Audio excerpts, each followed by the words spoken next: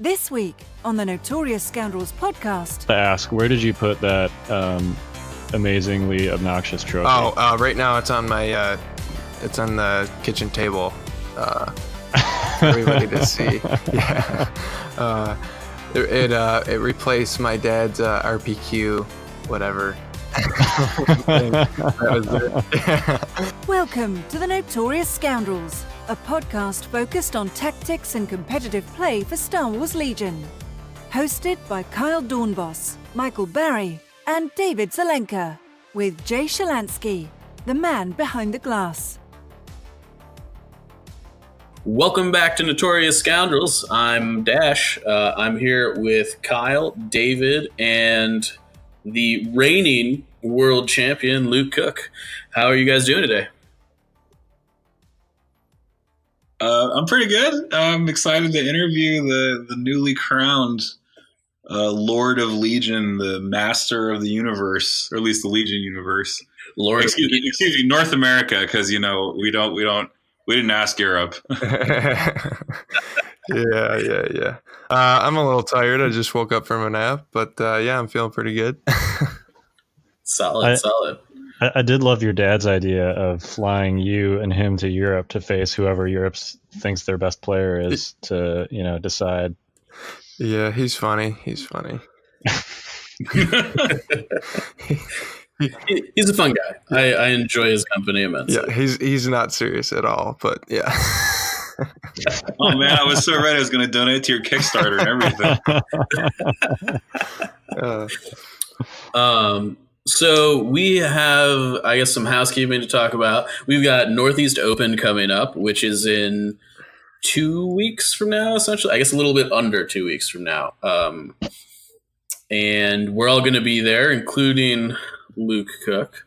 And the other famous Legion Luke. And the other, Luke Eddy will also be there, which is fantastic. So there's going to be a lot of personalities. There's going to be a lot of people to meet. And I believe, Kyle, you had something to tell the world today. Oh yeah, so I'm putting out a bounty on Mr. Luke Cook. You'll never take me alive. So the first person, so Luke is in fact competing at Northeast Open. The first person to defeat Mr. Cook, if anyone does so, gets a core set of their choice. So that's either a Clone Wars core set or a Galactic Civil War core set. Just the first person, not every person. In case you go 0-4, we can't afford to give out 4 core sets, but got our hedge our bets there, right? I actually feel pretty good about not even having to give one out. So so this is actually and stop me at any time, Jay, if what I'm saying is incorrect. But we're going to actually this is going to be a thing at Northeast Open. We can do a bounty board. So if you want to put out a bounty on another player, buy someone a beer or something like that, there will be a whiteboard where you can write their name and the condition for said alcohol purchase or whatever else you want to do. So I'm going to put the first bounty up on that board, and that bounty is going to be Luke Cook, and the reward will be core set. So there you go. It's going to be pretty awesome. There's a bunch of other rewards and stuff, prizes that Jay's got lined up. It's really going to be a fantastic event. Looking forward to it. I believe that we've got some sort of like meet and greet raffle set up.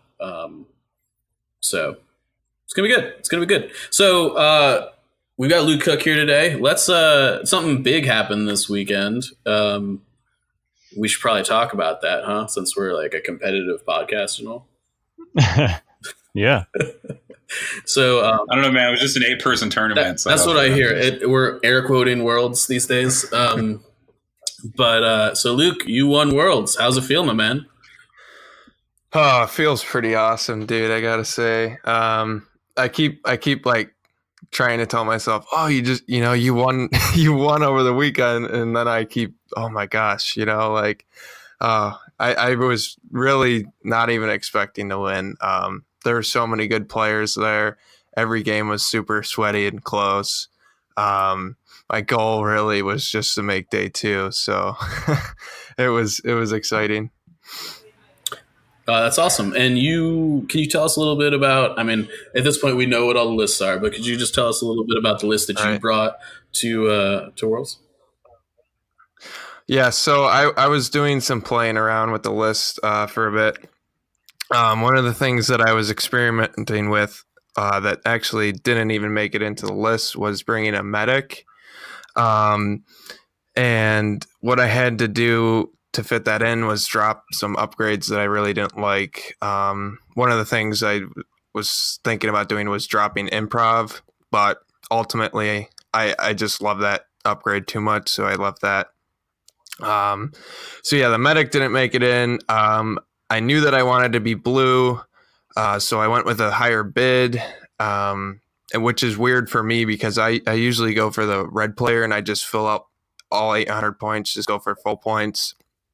But in such a competitive event like this, I felt that every advantage was just huge over each of the players. So I needed everything that I could get. So I went for blue, which meant that I dropped Hunter on Boba Fett, which I usually love taking, but I realized that Bounty probably wouldn't come up as often as it might in less competitive games, I guess you could say. And another thing was my snowtroopers, which I love. Ultimately didn't make it into the list, which I was really worried about at first, not bringing snows, because I think they're just such a really good unit to have. You can play some real defensive games with them, and I'm just really comfortable with them. But with such great players, I think they can really deny the really big plays that you might get off with snows. So I just went with 6 DLTs there. And so the recon intels that I was running on the stormtroopers, that was just something I threw in there for helping with recover the supplies you can pick up round 1, or you could essentially tap all of the evaporators round 1 if you needed to, on anything but advanced, basically. And then my bid was 7 points. I actually was thinking about doing a 9-point bid just because I felt it was so important. But I looked at Kingsley's and Kyle's lists and, a bunch of other players, and they were rocking like a 5 to 6 point bid from Adepticon, I think. So I figured 7 was enough, which I made the right call there. I only Sniper, no sniping. Yeah. I only tied with Matt Kish, which I was surprised actually that we both bid so high. And so yeah, that was a good call there. And let's see. Yeah, I did leave strict orders in there. It's just a really good 5-point upgrade. And I did run the coordinated fire even after the errata. That was just like a personal preference, I think. Like I was really comfortable after running it through Invader League and at Adepticon, and I just had so much practice with it, so I figured just leave it in. So yeah, that was the list decision making, I guess you could say. One interesting thing that I did do as well, I actually cut recover, which I guess most people would say that you're insane because I had Boba Fett. But that was ultimately because I was actually pretty scared of LJ's list on recover. I think he's got a better situation there with like Death Troopers and comms relay or something that he could do with Krennic, like just winning that 1 pip with cunning. So yeah, I cut recover. So yeah, that's about all the changes that I made to the list. So do you want to talk real quick? I was quite surprised to see that you had a 7-point bid. Do you want to talk about what you consider in a tournament like this the advantages of blue being? Yeah, so the biggest advantage with being blue player is that you get to pick side.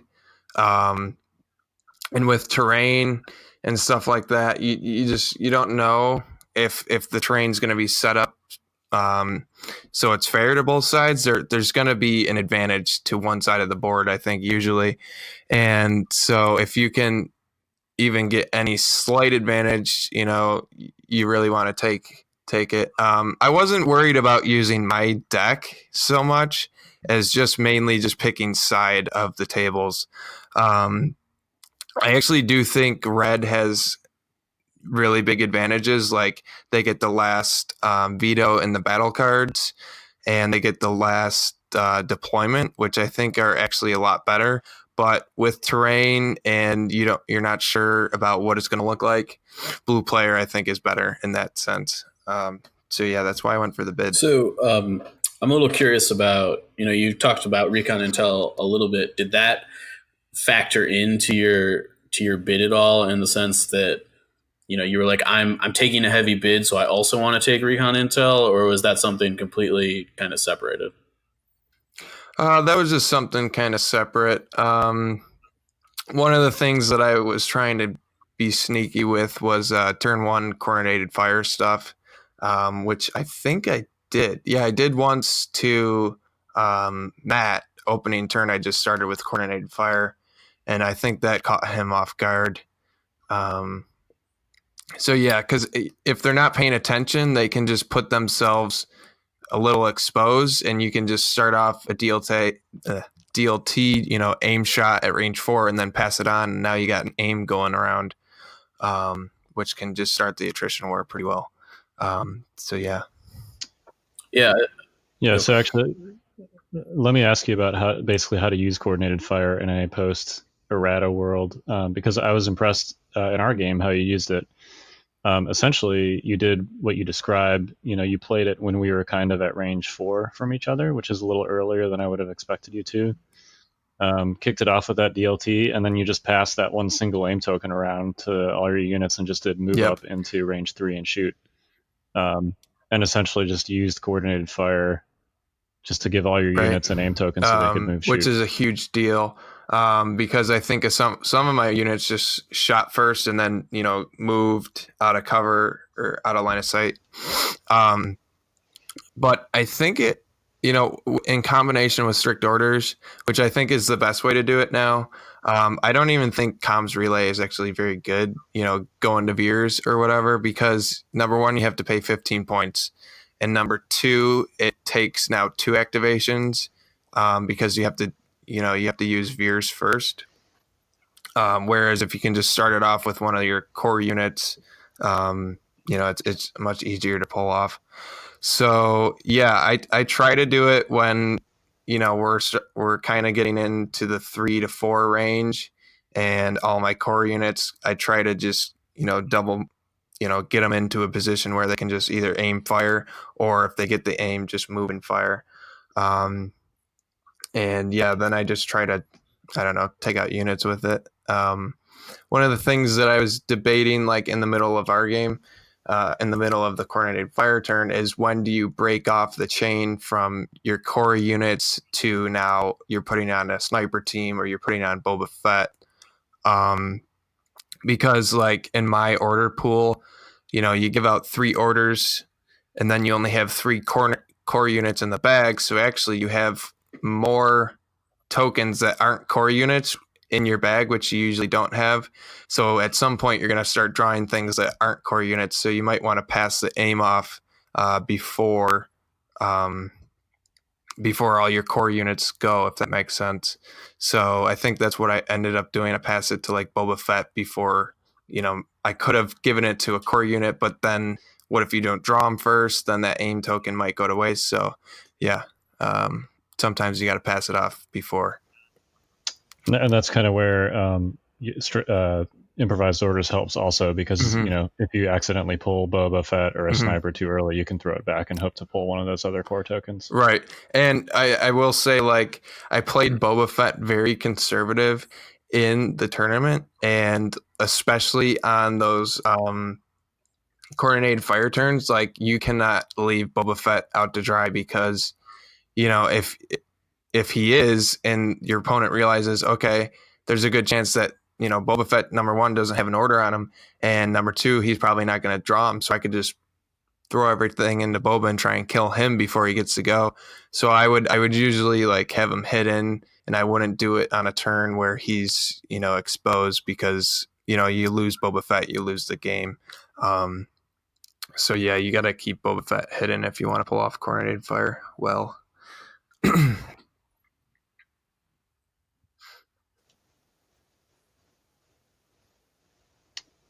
Yeah, you did a great job. Generally, at least in our game, just keeping him in a safe spot pretty much the whole time. I never had a good opportunity to throw any dice at him. Yep. There was like, so after, on the first turn, I think he could have like, or maybe it was the second, he could have like put himself out there to shoot, but I was like, that's not really worth it. So I just double moved him or something behind that ATSD and just hit him behind line of sight.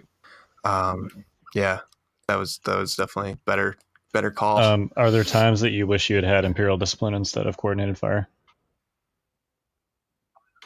Actually, no. Yeah, straight up no. And I was debating that the whole time. Like, do I run, you know, Imperial Discipline? No, I'll just go with coordinated fire. And, you know, I don't regret it. There was not a time. You heard it here first, guys. Nerfed coordinated fire better than Imperial Discipline. Yeah. Well, I think it's a personal preference now, but yeah, I don't think there was a time where I was like, oh, I really wish I had Imperial Discipline. Yeah, nope. You also didn't feature a lot of recover cards in your list, so at least that that part of discipline would just be mostly to clear suppression and for activation control. Right, exactly. Was there a moment during Worlds where you had like a make or break decision, or was, you know, failing that, were there any like specific moments during your series, either day one or day two, that really stood out to you in terms of like, this was awesome?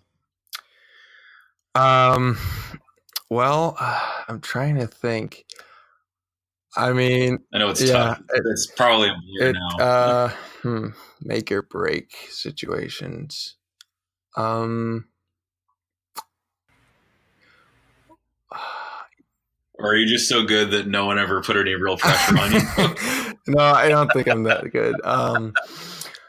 You know, Mr. Reha there, he was putting some huge pressure on me. And it was funny because, you know, at the beginning of the game, his dice were like killing me and my dice were just absolute trash. And I think there was a turning point where he shot up a DLT team and he throws 6 crits out of 8 dice unaimed, or maybe he did. No, yeah, it was an unaimed shot into my DLT team and just wiped the squad. And I was like, oh my God, are you kidding? But then the immediately the next activation he did, he moved his IRG without realizing it into a bomb, which double blew up. And then the dice just flipped at that exact moment. And then I started rolling really hot and he was rolling pretty poorly for the rest of the game. I think that was a really huge moment because up until that point, I thought I was going to lose the game, honestly. He had a great deployment on that game. That was a really so if you're a Boba Fett player, so if you're a Boba Fett player, like how do you actually play that against Palpatine? Like what's the key strategy? Well, okay, so Palp, you got to watch out for guard. You got to know that they have the given to your anger play where they could just, you think you're safe, and then they, you know, double move charge. So you got to watch out for that. One thing that Palp really struggles with, even if he can get and now you will die off, if you have hard cover, like it's not going to do that much damage because Palp just doesn't have any sharpshooter, which is going to take away 2 of those, you know, hits coming your way. I also was just kind of kiting Boba Fett, that, you know, where you just keep him at range 3 and you don't get him any closer than that. So yeah, that's pretty much how I played it. I just left him on that rock because that was a really good position for him. He had range 2 to the middle. He was on my own objective. He could see everything basically. So yeah, I just played him pretty conservatively. I didn't push him up too hard into his forces. So yeah, if that covers how you play Pelp or Boba against Pelp, I guess. Do you have any highlights from the experience generally? Going to dinner Friday night and Saturday night with all the guys as well as the 2 game developers was pretty sweet. I gotta say they really treated us and we had such a great time. I really think that was one in a lifetime experiences there. So yeah, that was probably my highlight, just hanging out with everybody. Yeah, they definitely rolled out the red carpet for us. It felt like FFG did a great job, just generally speaking, over the entire weekend, making it feel like, the high profile event that it was, at least to us. Yeah. I was like super shocked, like seeing their setup there and everything, it was so cool. And then I got to watch the stream, afterward, and the production quality there was pretty tight. It was super cool to watch. I had my dad watching, obviously, but like I was texting my buddies like, hey, I'm playing. Like, they don't play the game, but they were still watching, and they saw me on there and everything, and they were texting me after the game and stuff like, oh my gosh, good job, keep going, so it was really cool. Actually, my dad would call me after each game that was streamed to be like, oh my God, yeah, great job and stuff like that. So I would feel my phone ringing right after, and I'm like, oh, here's my dad calling me. They were actually my parents were at a family party on Sunday, but my dad brought the iPad and he was watching it, and I guess people would come over and see how I was doing and stuff. Like, they don't play the game, so they have no idea, but they would just kind of ask about it and stuff like that. So that was really cool. So yeah, it was just quite an experience. So let's get back to your list and your approach real quick. Can you just describe, like, sort of at a macro strategic level, how it works and your approach to a given game? Yeah, sure. So being blue, I know that I have the third tiebreaker. First tiebreaker VPs.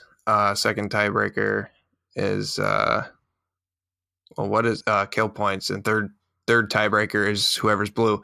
So you have a slight advantage there, and if you don't kill anything and they don't kill anything, then you win, right? So in a way, you're kind of playing that game, that mind game over them. Like, okay, you got to kill something, or you got to win on VPs. So you have that in your head. I mean, it's never really going to happen, I don't think, where blue just wins because he's blue, he or she is blue. But my list is pretty basic. There's nothing really flashy about it, I guess you could say, other than Boba Fett. So what I try to do, just get my DLT stormtroopers up there in a good, hard cover or at least light cover position where they can just aim, shoot, or just kind of shoot, whatever. And then snipers, as an Imperial without coordinated bombardment, you got to be very careful. So I would usually completely hide my snipers round one. And if they use coordinated bombardment, then my snipers are popping out after it's used. Veers just kind of chills in the back. And Boba Fett, I was just keeping him very conservative. Like, I would not. There would be times where I could get a range 2 shot and I'd be like, nope, I'm not even going to do it because they're going to do some play and try to take him out. So it's just not even worth it. So yeah, that's kind of how the list plays. I do, let's see, round one, I like going second. So I would probably play standing orders first. and that's kind of like a general thing that I like to do now. And that also allows you to hold back maximum firepower, which then that kind of like plays a little bit of a mind game in your opponent's head. Or if they don't see something, you can just, kind of take advantage of a situation like I did with Eric in our game. Second round, I did maximum firepower and just blew up a sniper team, which I don't think he really saw. Because, turn one, he's got the guard in range for guardian shots, so it's not worth it to waste it. I was thinking about doing it, and because, he surges the crits, maybe you get 2 crits and get lucky, but I was like, nah, just wait. So yeah, turn one, take the what is it, second play, because you're not going to be really shooting, and if you can have the last activation or last 2 activations, that's pretty big. Then, moving up stormtroopers, I might play coordinated fire second turn, third turn. Boba Fett, you just kind of move them up, keep them out of line of sight, don't expose them. You can use his cards later in the game to make plays. I mean, Boba Fett almost won me my game against Lupo. He almost won it like single-handedly for me. He was just deleting squads at the end there. So yeah, that's kind of how I play it. I don't know if I did a good job. I would say you did. Is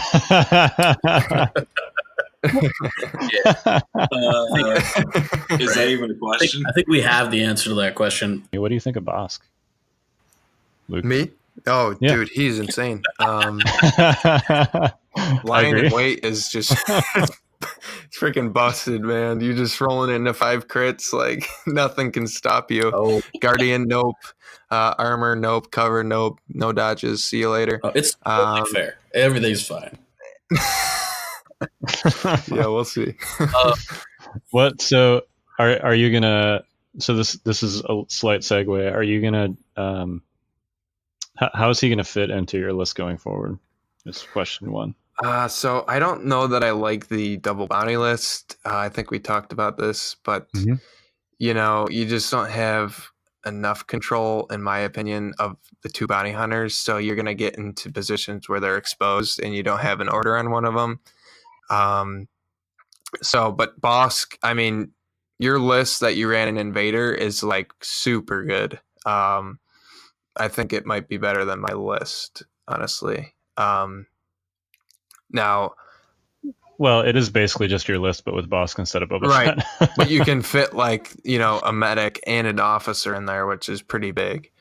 Yep. So yeah, I think he's going to be pretty good. I think he's just going to fit like the same kind of list like I have with Boba Fett, but yeah, now you have Bosk in there, and you can play that, a defensive position game with him. Do you think he's going to fit your playstyle a little bit more, considering how conservative it sounds like you were with Boba? I don't know. I have so much practice with Boba that like I just know how to play him really well. So we'll have to see. I'm definitely going to play with Boss for sure. But yeah, we'll have to see. It's going to be hard to put away Boba Fett. I'm going to be, torn. I'm telling you, the 2 bounty hunters are going to be really fun to play for sure. So, besides Bosk, what, now that you have the weight of worlds off your back, so to speak, what other lists are you looking forward to experimenting with? I'm looking forward to playing some Sabs. On both sides, actually, for Imperials as well as Rebels. I also want to try and play some more armor. I think the tank is really good. I was playing around with a few lists for Worlds, just to kind of throw off everybody, but eventually I did take what I did. But I was almost considering doing a double tank, which it sounds kind of dumb, but I think it's pretty good, and I think it's super good, especially if you're blue player. Because they're going to have to kill something. And if you have 2 tanks in their face, good luck. Because those things aren't easy to kill. especially when you got pretty cheap heal bots for them riding up behind. So yeah, we'll see. We'll see where the list goes. I'm definitely going to be playing some more janky lists now that I don't have to. Well, I don't know. I did get a high command invite that was confirmed, so I don't have to worry about winning an RPQ anymore for next year. So I'm going to be playing some janky lists now. That's good. It seems like the world champion should be able to just go to Worlds for next year to defend the title. Yeah, that would have been silly if they made you to like go to an RPQ or something. Yeah, which I was actually pretty concerned. My dad was joking around with me like a lot, and he was like, "Oh, you don't have you don't have your invite yet. What if you don't get your invite?" Oh, because the first RPQ that we went to, we both went 3-0, and he took it on strength of schedule, which kind of sucks. But now that I have my invite, that was good. That was good actually. So yeah, it was funny though. So you talked about messing around with the Rebel Sabs a little bit. Are you gonna play around with Rebels here in the future a little? Yeah, so I think I've literally played one game with Rebels, and I was running Flamer Arties. So I definitely want to play some more Rebels, just because I've never done it, and I think it'll just bring something new for me, just like Mr. Shalansky's doing. So yeah, and Sabine looks pretty good, so I want to use that new unit that's coming up this Friday. Are you planning on transitioning to clones or droids when they come out? Oh yeah, I'm gonna play with both and see what fits my play style better. It seems like clones are gonna be like a 8 to 9 activation type, lower count, and then droids are just spamming stuff. So we'll see there. We're definitely gonna be buying into it. The bank's gonna be hurting a little bit, but gotta buy droids and clones, man. Yeah, I'm starting to be like, how am I going to manage collecting 4 armies? Oh, I know. I feel like I'm going to have to. It's going to be tough. It's going to be awesome. Not tough. I mean, it's going to be great. Everything's going to be fantastic. Yep. They do look super interesting mechanically from what we know. So, yeah. Right. Now you'll have to decide how you spend your time preparing because you'll have multiple armies to choose from. Yeah, I can only get so many games in a week, unfortunately.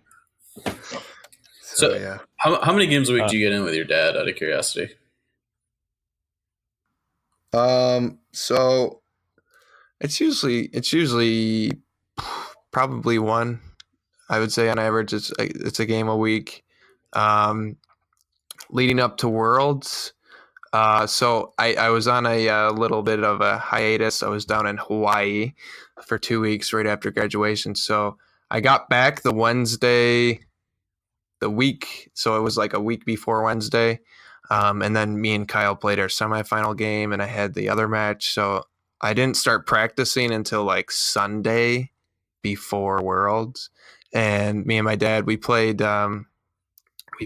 3 games practicing, but one of those games I played a completely different list. I was considering bringing a middle management, which is Veers and Krennic, but the game was way too close, and my dad was basically running Kingsley's list, and I was like, "Dad, no offense, Kingsley's better than you, so he would beat me in this game." So I cannot run this list. It's just not going to happen. So, so yeah, we practiced. I pretty much put everybody on what their list was going to be. I pretty much guessed what everybody was going to run. So we basically had the list down, minus like upgrades and stuff. Like I wasn't spot on, but I knew pretty well. So I have a question about that, and it's going to be controversial. So everybody, hold on to your seats. All right. So you knew what everybody was bringing, right? So I'm going to assume that you had a good idea that 20 out of 24 Special Forces slots were going to be snipers. Yeah. So no surprise to you there. No. Okay. What do you think about that? How do you feel about that generally? My general feeling is that the strike teams are super, like they restrict basically list building, and my favorite thing in the game is honestly list building and creating synergies that some people maybe don't see. And with the strike teams, they're just taking up that special force slot where I think we have other options that are really cool and they're pretty good, but they just get pushed out by the strike teams because they're just so efficient units. And we're going to Worlds, like this is the highest competition level that we've seen for this game. So I brought it myself, and I don't blame anyone for bringing it. Might be boring, but then you get on the table, and the game's fun no matter what. So play what you want, but yeah, I do think that they are restrictive in list building because personally, like when I'm building a list that I want to be competitive with and I want to win with, it's usually 3 strike teams that I just line up right away. So that's how I feel about it, I guess. Do you think if snipers were somehow significantly nerfed or changed, people would just go straight to SAB strike teams? Yeah, I think so. If they were significantly nerfed and the other strike team, being the Sabs, wasn't touched at all, I do think that Sabs would just see play instead of snipers. Sabs are really good. Don't let anybody tell you that they're not. I've played in one local tourney and I didn't practice at all for it, and I just ran a Sab list and I won. It was a local event, sure, but I think that they're really good. So yeah. Yeah, and we've now both played Lupo. So yeah. Oh my gosh. Like I was like, after deployment, I was like, no way I'm gonna lose this game. Like I'm just gonna blast the hell out of him, and he somehow managed to win. Super close game, but yeah, he did win. Yeah, that's kind of how games against him seem to go. It's like you think you're doing well, and then all of a sudden, all your shit's blown up, and you're like, wait a minute. Yep. Well, so yeah, it was really funny. So in our game, I don't know if anybody was watching it, but he only detonated 2 mines, but it hit and blew up like 3 of my core units, which is enough. And that it just kind of tumbled after that. So yeah. He only detonated 2, but it still worked. So you went 2-1 day 1, right? Yep. So your only loss was to Lupo. Mm-hmm. That's it. Yep. Sabs are good, people. Sabs are good. In my defense, I will say that was my first time playing against Sabs. Legitimately, first time. It definitely there's definitely a surprise factor to it. Yep. Yep. I was grateful that I played him at high command, so I knew what to expect a little bit. Mm-hmm. Right. Yeah, I was glad that I had played it myself, because I think one of the best learning experiences that you can have to really understand things, and that's why I could predict like Eric's moves with Palp or something, is if you play it yourself. So if you play Sabs, you can understand how they work. Yeah, I think it's super valuable not only to try different builds within your faction, but also if you can borrow a friend's army or my son is very excited about Sabs apparently. Yeah. Even just like swapping factions if you know someone else that plays the other faction and just do like a Freaky Friday game. Right. I think that's super helpful just to get a view from the other side. I think it makes you better just mechanically, and it also gives you an appreciation for some of the tactics and the strengths and weaknesses of a faction and a list. So yep.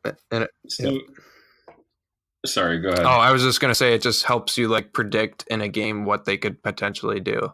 But yeah. So I was gonna ask you, is it just that your alternatives are just too darn expensive that you would just line up 3 snipes immediately? Or is it like is it some sort of nexus where it's like not only is it cheap, but it also has just an incredible reach? Do full scouts really suck that bad? I guess is my question. Like, would you ever take a full scout over 2 strikes? Like, No, never, right? No, personally, Not- never. When they first came out, like, I actually thought strike teams were like terrible. And I only ran the full scout version. Like that first tournament that we had, when Boba Fett and the scout teams released, like I ran Boba Fett in like 2 full scout teams, and I thought that they were amazing. But then, I got told otherwise by Invader League, and I started to realize, yeah, the strike teams are pretty damn good. But yeah, I think it's just straight up efficiency. And all the keywords that they have, if you look at them, they got sharpshooter 1, they got pierce, they got high velocity, they got, well, I guess that's all their keywords. But then, it takes two attacks to kill them because they're hiding behind line of sight, and they take advantage of that little rule. So, they just got so many things going for them that make them so good. Is it also that you can get to 10 or 11 activations and still take 5 heavy weapons in your core units? Yep, exactly. And a So hero that's actually like a combat hero and not like Veers or something. yeah, I actually felt bad playing against Matt because I had 4 activations after he stopped playing. Like I could just do whatever I wanted basically. 4 activations, that's like over a third of my army that still has yet to go. And I can Did you even care that he was splitting fire with the suppressive weapon and pulling the strings? Like, did you even care that it was 8 suppression? No. And actually, after the game, we talked about that, and we were saying that he should have just tried to focus down units and take them off the board. So I was actually kind of happy that he was splitting fire and not really doing any damage through heavy cover. So do you have any recommendations, since we're talking about kind of like off-meta stuff and SABs and that sort of thing, for how people should handle your list? Like what do you feel like you have trouble with? Oh, geez. I have trouble with Nothing. Well, yeah, I think the list is really well rounded. I guess I have trouble with, if I make a mistake, then you got to take advantage of it. That's what I have trouble with. I don't know. It's tough because I mean, that's kind of what play at this level is, though, right? Like everybody's list is solid and well-rounded for the most part, and it's essentially the first person to make a mistake. I think I would have trouble actually with like a Krennic and Boba list, just because they could like front load the damage with the DTs, and that might start to, they might start taking core units off the board, and I can't really answer to it. So that might give you some trouble. Yeah. Okay. I could see Bosk once he comes out causing some issues for the same reason. Oh yeah. Boss for sure. He could. Yeah, I mean, in our game, just look at our game. Yeah, you're talking about Invader. Yeah, League the now. Invader League, the semifinal. Yep. Mm-hmm. You did a good job playing him and putting him where he was. That I will say that I think I would have had a better time on. There was that map and the like Endor-y looking map. Those 2 maps were the only ones that I didn't want to see. The other maps had some better line of sight blocking that I think I would have had an advantage over you with on that. But yeah, so. Speaking of, what did you think of the terrain at Worlds? I thought the terrain was decent. The desert maps especially were pretty good. Line of sight blocking was, all over the place. There's light cover, heavy cover. They had barricades, the forest tables, day 1, maybe they were not set up the best. But I still think that there was enough line of sight. I mean, if there wasn't enough line of sight, like Lupo would not have made it to day too. He played 3 games on the tree boards, I guess we'll call them, and he made it there. So I think they were adequate personally. And me and Kyle, we were talking, and that the final table was pretty well set up, and I think that there was plenty of line of sight blocking on it. I mean, if we, when we would get down and check for sniper fire, like there weren't that many lanes, like we couldn't really see across the board. There was like the ATSC in the way, trees, there was the ruins everywhere. So I think it was good.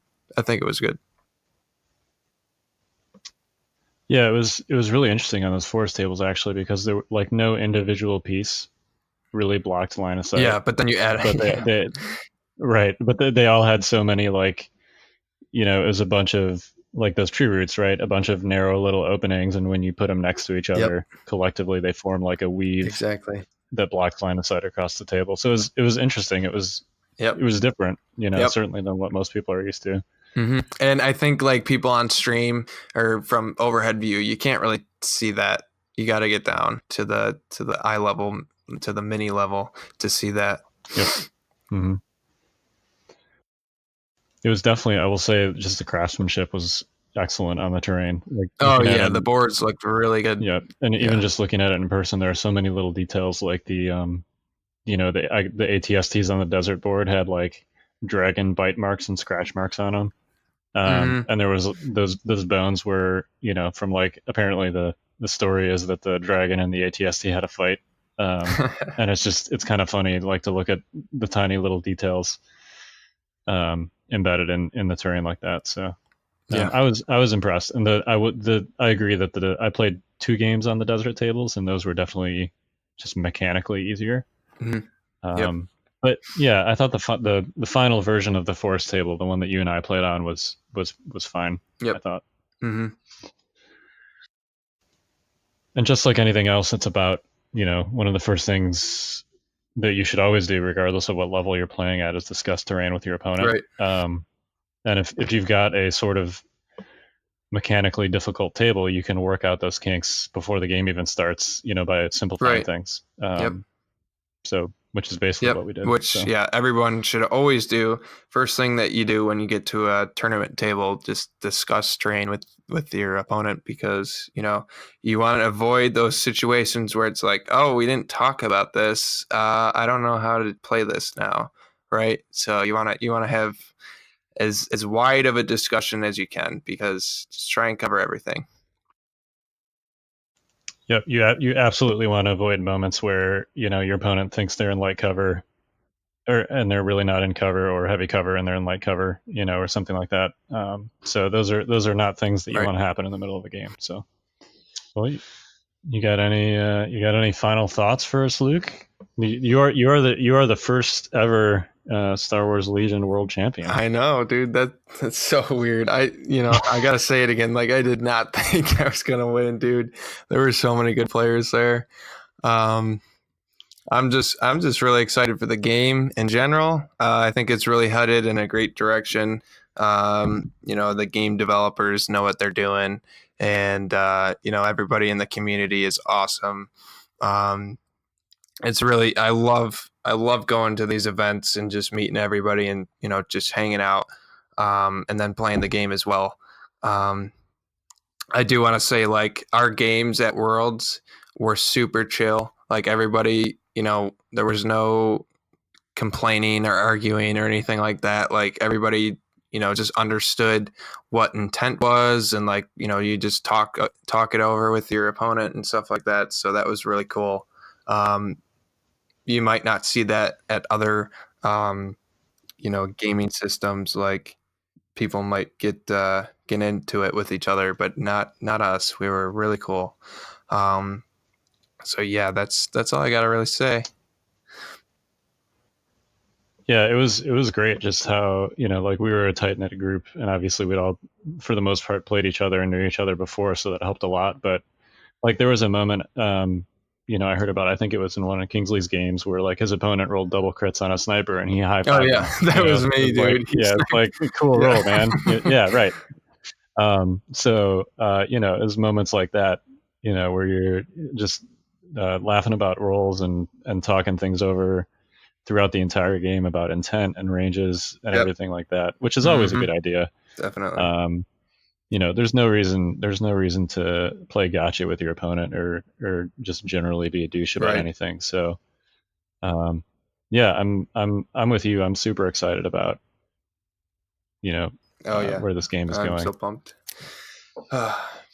Yeah. So next year we're going to have clones and droids. Like I just can't wait to see all this stuff. It's going to be so tough to choose what to play.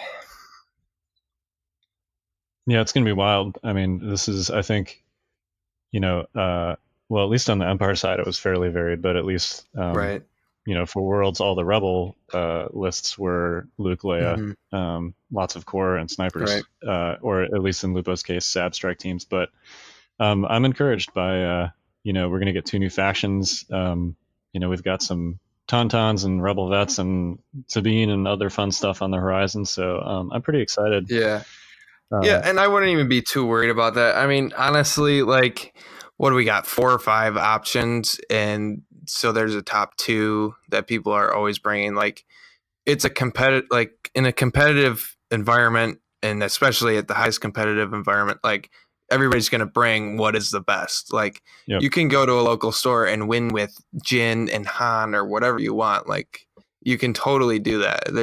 It's really about player. It's more about the player, not the units, really. So yeah, for sure. It's and I've Legion is obviously a very objective focused and I think generally balanced game. Right. People see our list that we brought, and part of it is that the 8 of us obviously all know each other, so there's a little bit of groupthink there going on probably, but also you're looking for every possible little marginal advantage and. Like you said, for most, like it's not, you can win with almost anything, even at an RPQ, totally. Which is so. All right, man. Well, congratulations on your victories. I got to ask, where did you put that amazingly obnoxious trophy? Right now it's on my it's on the kitchen table. For everybody to see. Yeah. It replaced my dad's RPQ, whatever. That was it. Take that, Dad. So, look what I got. He's got a state champ football ring, and I don't know if you've ever seen the movie Friday Night Lights, where the dad's always like, "You'll never have one of these." He always jokes around with that. So I got the trophy now. I'm like, "You'll never have one of these." So yeah. Well, the 2 of you both have, whatever we're calling it, High Command Worlds. You both have Adepticon invites for next year, so you'll get to fight it out, mano a mano. Yeah. All right. Well, thanks so much, Luke. You guys ever make Vader jokes? And he. Oh yeah. You guys ever make Vader jokes, father and son? All the time. All the time. The circle is now complete. It's pretty obligatory. All right. Well, congrats again, and thanks so much for coming on. And you are obviously going to Northeast Open, so I'll be there. We will see you there, and have fun experimenting with all those janky builds that now that you don't need to practice for a tournament. Yes, it's gonna be fun. Don't get too janky though. We don't want to give away that core set too early. Yeah, you got to make people work for it. Right. So yeah, thanks for having me on, guys. I had a lot of fun here. Of course. Yeah, thanks. Yep. All right. Well, sweet. We are Thank you, Notorious Scoundrels. I'm Kyle. I'm Mike. And I'm David. And that was. Join us next week for another episode of the Notorious the Scoundrels. first ever Legion World Champion. This has been a Fifth Trooper production. We will see you next week.